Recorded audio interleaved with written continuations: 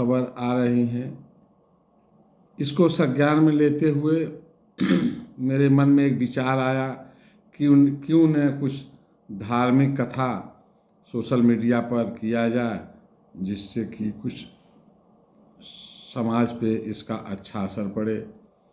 Social media पर आप लोग तमाम रामायण देखे होंगे, श्री रामचरितमानस की कथा देखे हैं, तो मैंने सोचा कि एक रामायण हम लोगों के बीच में शुद्ध हिंदी में पंडित राधेश्याम राम द्वारा लिखा हुआ रामायण है, जो शुद्ध हिंदी में है और पढ़े लिखे लोग भी समझ सकते हैं और कम पढ़े लिखे लोग भी इसको समझ सकते हैं।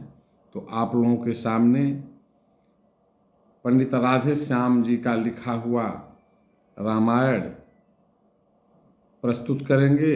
उम्मीद है आप लोग इसे लाइक करेंगे, सब्सक्राइब करेंगे और हमें उत्साहित करेंगे।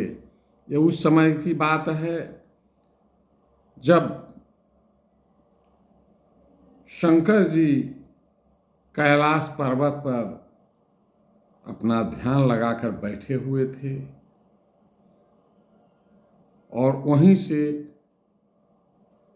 इस राम की कहानी शुरू हो रही है। पंडित राधेश्याम जी ने किस प्रकार इसे अपनी भाषा में वर्णित किया है, आप लोग उम्मीद है ध्यान से सुनेंगे।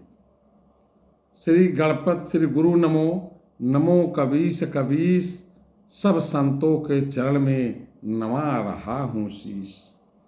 उमा शंभु में जिस तरह हुआ रुचिर संवाद, पहले उसी प्रसंग का करता है अनुवाद।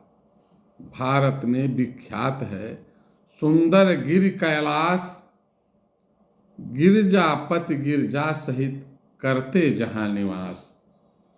उस तपोभूमि का एक दिवस, बटके नीचे बैठे हर थे, सच्चिदानंद के चिंतन में एकाग्र चित्त भूतेश्वर थे। भगवान त्रिलोचन के समीप भगवती उमा थी भ्राज रही, मानो दाएं हो परम पुरुष, बाएं दिश प्रकृति विराज रही। खुली जभी जोगेश की वह समाधि अभिराम, मुख से निकला शब्द यह जय मायापति राम। गिरी गिरी सुधा चरण में तभी जोड़कर हाथ, पूर्व जन्म की याद कर बोल उठी हे नाथ। वह मायापति है राम कौन, जिनके इतनी धुन है मन में, क्या वही जानकी जीवन है जो व्याकुल बिचरे हैं वन में। हे दक्ष सुता की देह नहीं, है दक्ष सुता की देह नहीं, अब तो सेवा में गिरजा है, फिर पूर्व जन्म की उलझन को प्रभु सुलझा दे तो अच्छा है। हो भक्त भागीरथ पर प्रसन्न, तत्क्षण उसको गंगा दी थी, प्रभु कह देंगे उसने बरसों अत्यंत तत्परचा की थी। तो मैंने भी की देह भस्म, मेरी इस बलि पर ध्यान करें, श्री राम कथा रूपी गंगा अब मेरे लिए प्रदान करें।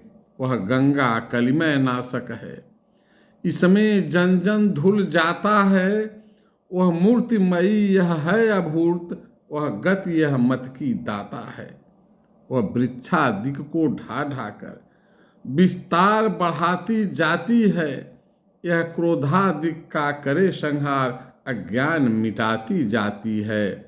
आचमन मात्र से जिस प्रकार आनंद वह देह बेहद देती है, यह श्रवण मात्र ही से तैसे निर्माण परम पद देती है। वह धार हिमालय से चलकर सागर में क्षय हो जाती है, यह धार सगुण से पैदा हो निर्गुण में लय हो जाती है। इसलिए कथा का प्रवचन कर